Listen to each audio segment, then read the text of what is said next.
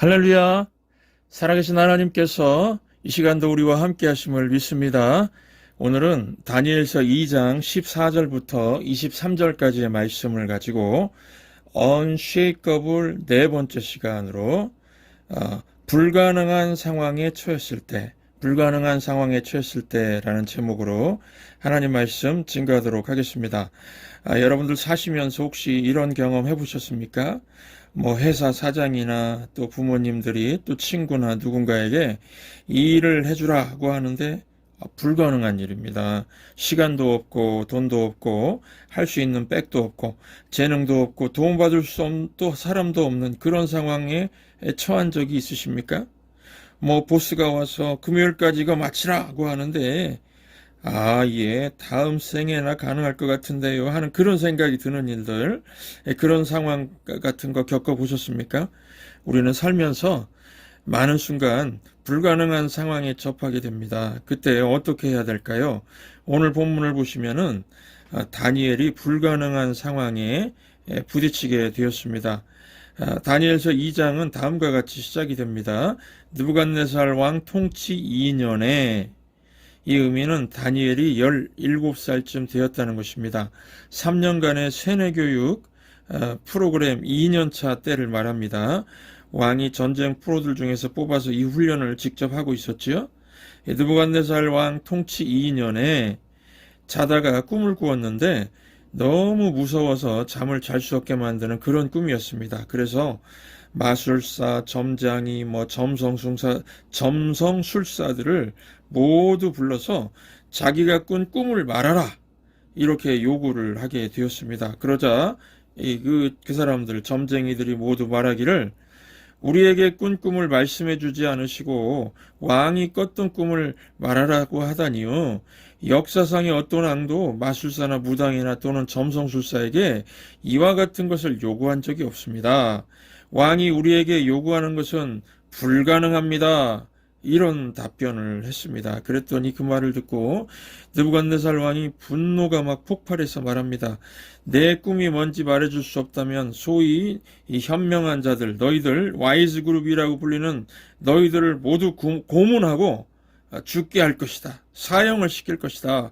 그리고 너희 집들은 모두 불태워 부셔버릴 것이다. 말했다는 것입니다.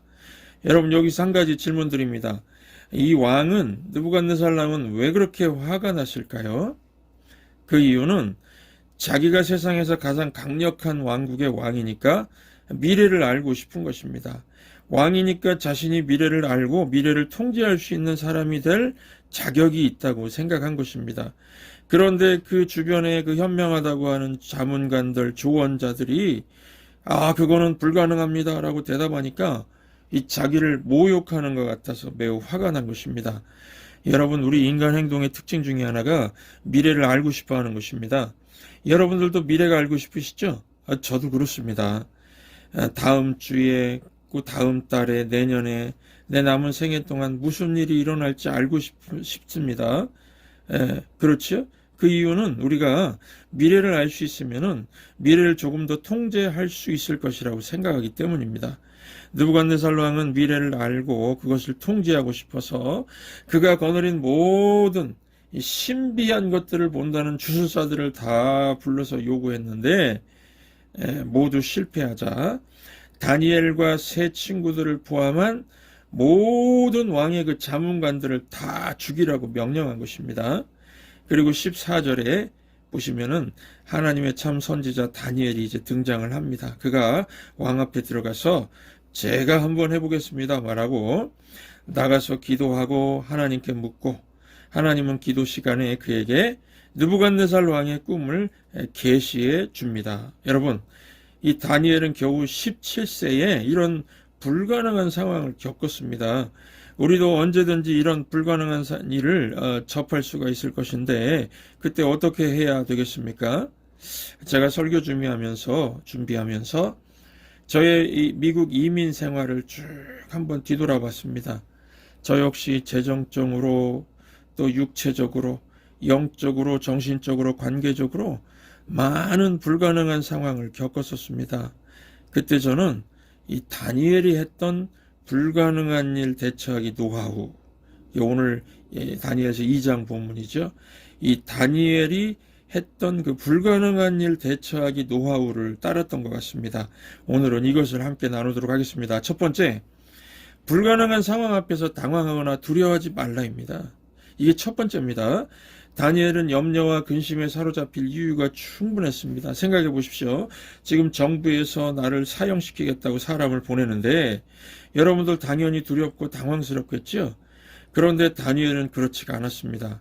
14절 보시면 그때에 왕의 근위대장 아리옥이 바벨론 지혜자들을 죽이러 나가매 다니엘이 명철하고 슬기로운 말로 대처하고 있다고 합니다.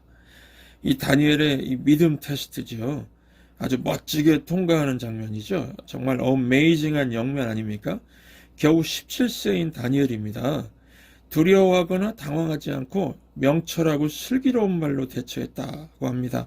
세상에서 가장 강력한 왕이 모든 어드바이저들을 다 죽이겠다고 명령했고 사형 집행관이 죽이기 위해 나타났는데 명철하고 슬기로운 말로 상황을 대처합니다. 어린 10대 소년입니다. 참 훌륭합니다. 당황하지 않고 두려워하지 않고 얼마나 대단합니까? 여러분들 오늘 아침에 혹시 무엇 때문에 당황하신 적 있습니까? 내가 새로운 직장 짭을 얻을 수 있을까? 또는 직장 생활의 문제 때문에요. 막 패닉 상태에 빠지진 않으셨습니까? 또는 나는 결코 지금 이 빚덩이에서 벗어나지 못할 거야 하는 돈 문제 때문에 불안하셨습니까?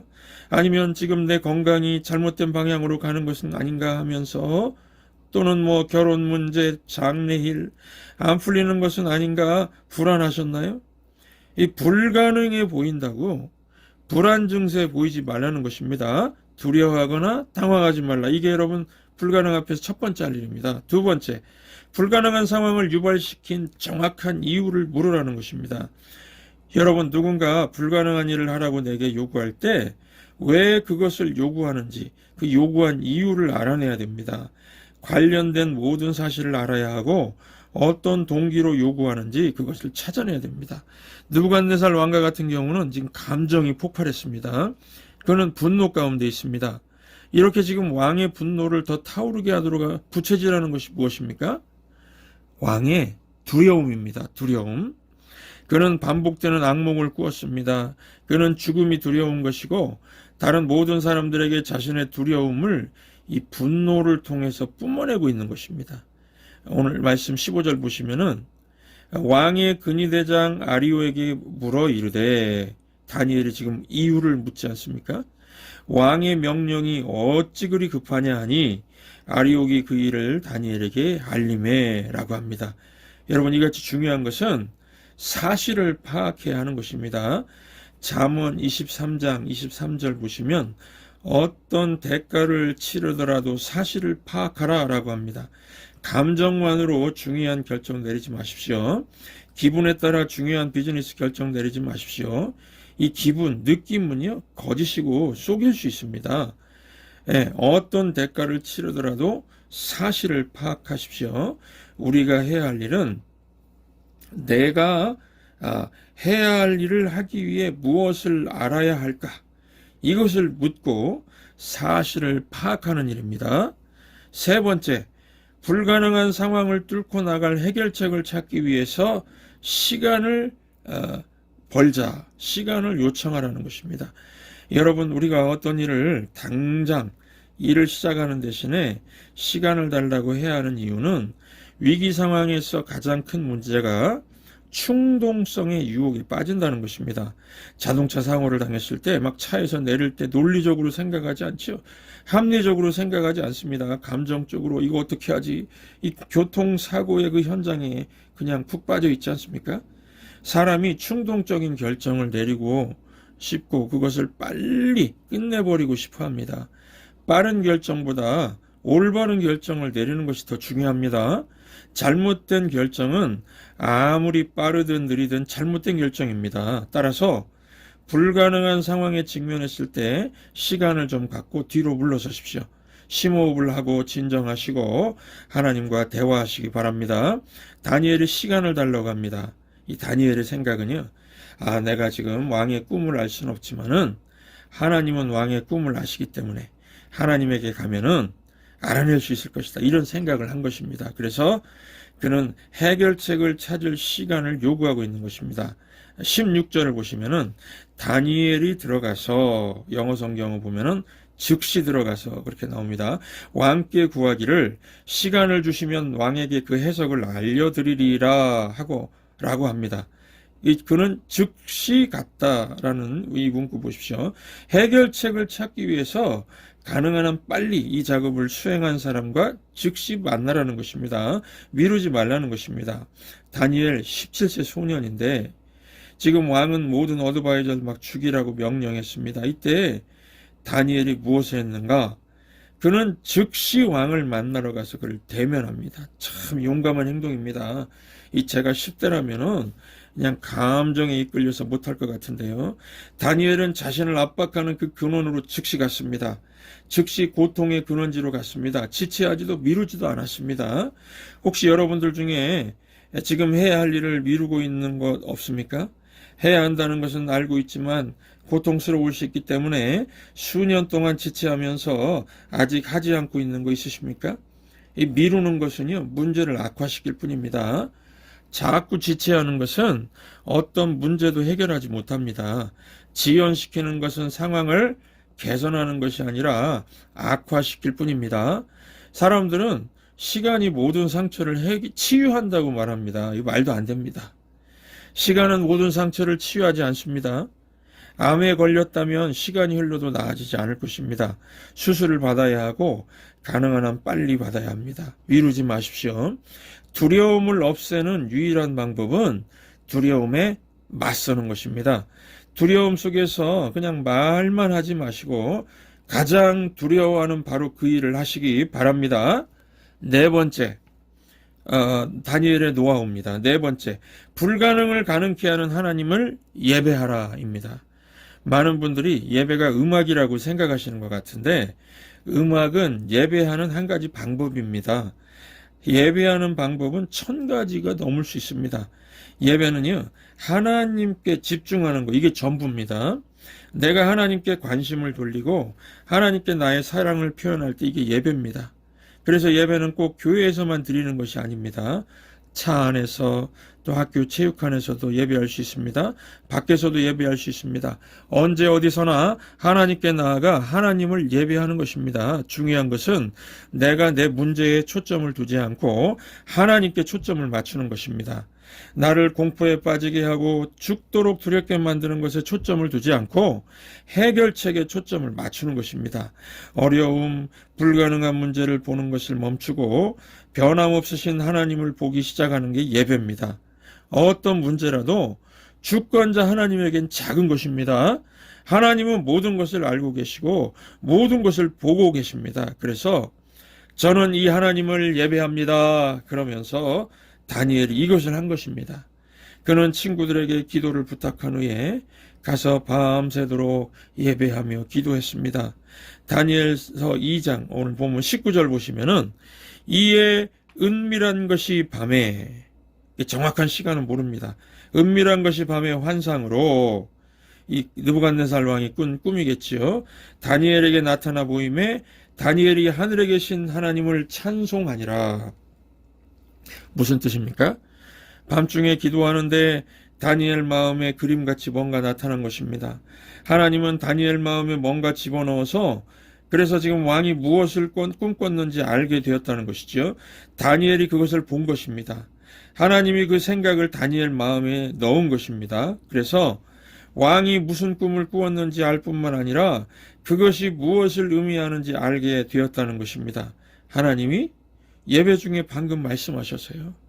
이것은 다니엘이 느부갓네살 왕보다 더 많이 안다는 뜻입니다. 다니엘은 왕이 무엇을 꿈꿨는지 뿐만 아니라 그것이 무엇을 의미하는지 알게 되었다고, 모든 것이 하나님께로부터 왔다고 지금 이걸 고백하고 있는 것입니다. 결코 다니엘 스스로 얻지 못한 것입니다. 못할 것이죠. 그래서 이에 다니엘이 하늘의 하나님을 찬송하니라. 하나님을 찬송하니라 이렇게 기록되어 있습니다. 이 구절은 위기 상황에서 우리에게 예배하고 또 특별히 예배 가운데 기도하는 방법을 보여주고 있습니다. 여러분도 불가능한 상황에 처했을 때 다니엘처럼 이런 기도해 보시기 바랍니다. 첫째, 이 다니엘 기도 보시면 하나님이 어떤 분인지를 찬양하고 있습니다. 하나님의 성품, 즉 하나님이 어떤 분이신가에 초점을 맞추고 있는 것입니다. 20절 보시면 다니엘이 말하여 이르되 영원부터 영원까지 하나님의 이름을 찬송할 것은 지혜와 능력이 그에게 있음이로다. 여기 하나님의 이름에 집중하시기 바랍니다. 기도할 때 하나님의 이름을 찬송합니다 라고 말하는 것입니다. 여러분, 하나님의 이름이 왜 그렇게 중요할까요? 십계명 보십시오.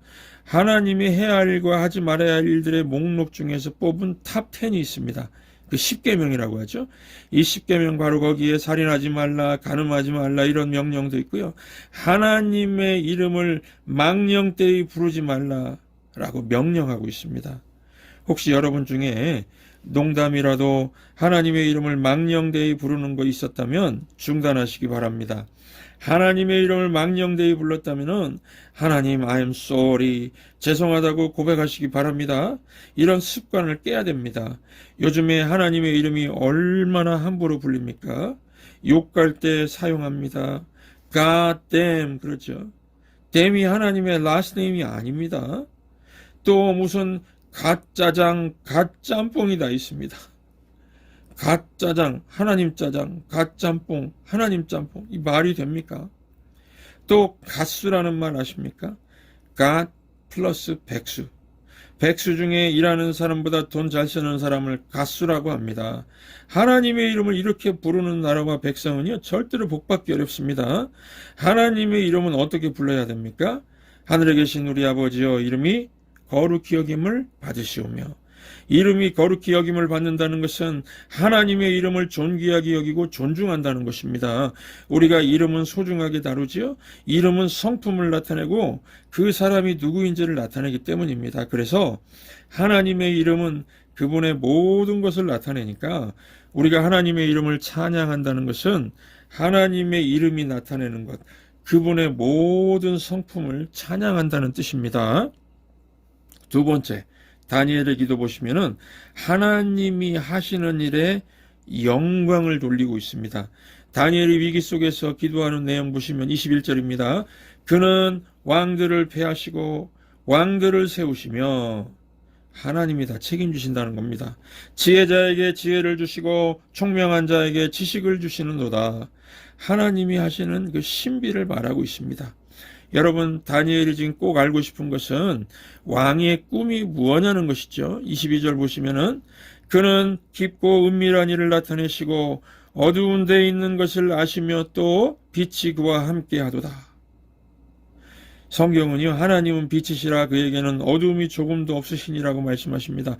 하나님은 이런 분이시니까 다니엘에게 느부갓네살의 꿈까지 보여주실 수가 있는 것입니다.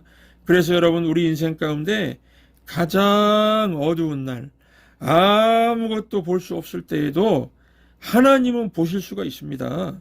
하나님은 보실 수 있으니까 하나님께 불가능한 것 무엇이 되었든 기도로 물어보시기 바랍니다. 이런 하나님을 의지하시면은 어둠 속에서 넘어지지 않을 것입니다. 세 번째, 다니엘의 기도 보시면 도움을 주시는 하나님께 감사하고 있습니다.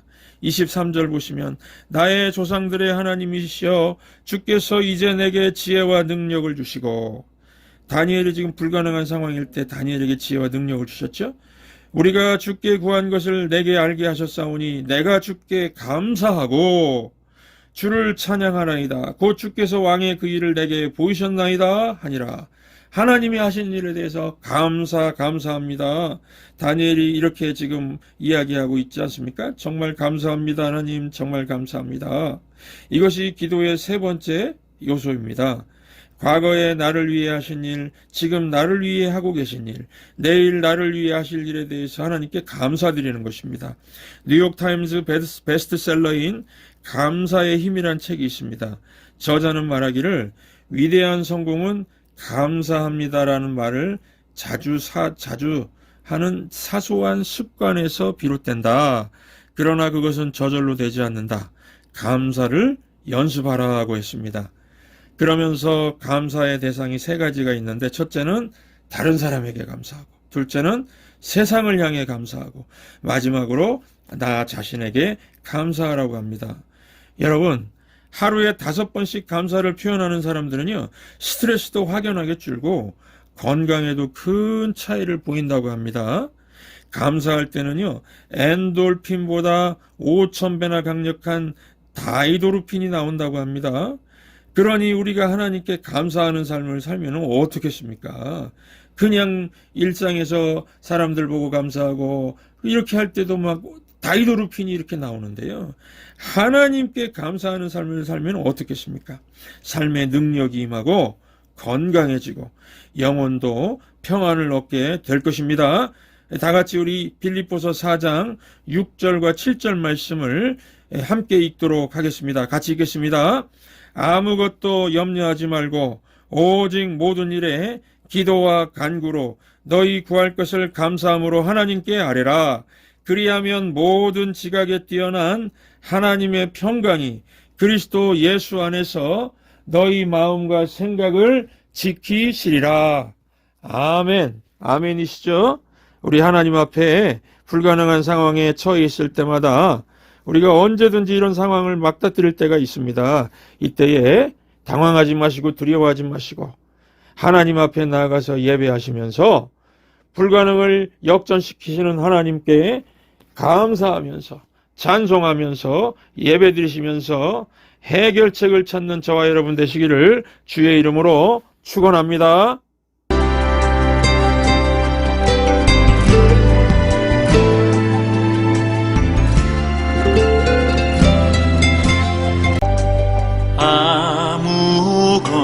아무것도 두려워 말라. 주 나의 하나님이 지켜주시네. 놀라지 마라. 겁내지 마라. 주님 나를 지켜주시네. 아무것도 두려워 말라. 주 나의 하나님이